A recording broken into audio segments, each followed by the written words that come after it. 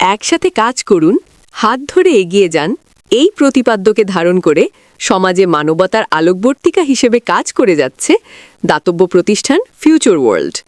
শনিবার শেরপুরের নোকলা উপজেলা শাখার আয়োজনে পৌর শহরের জালালপুর তেলের পাম্প সংলগ্ন এলাকায় ৫ শতাধিক অসহায় ও দরিদ্র পরিবারের মাঝে খাবার সামগ্রী বিতরণ কার্যক্রম অনুষ্ঠিত হয়।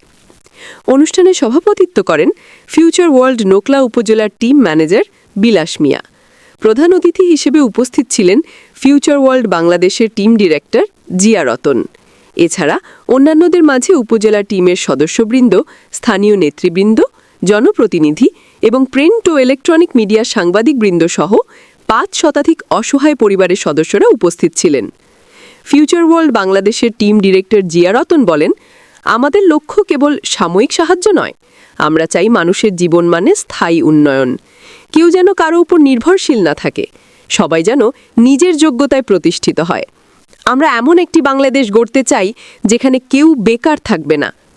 অনুষ্ঠানে উপস্থিত এক অসহায় পরিবারের সদস্য রুবিনা খাতুন আবেগ ভরে বলেন, আজকে যে সাহায্যটা পেয়েছি তাতে আমাদের সন্তানদের মুখে অন্তত একবেলার হাসি ফিরেছে। ফিউচার ওয়ার্ল্ড শুধু খাবার দেয়নি, আমাদের মনে আশা জাগিয়েছে যে সমাজে এখনও অনেক ভালো মানুষ আছে।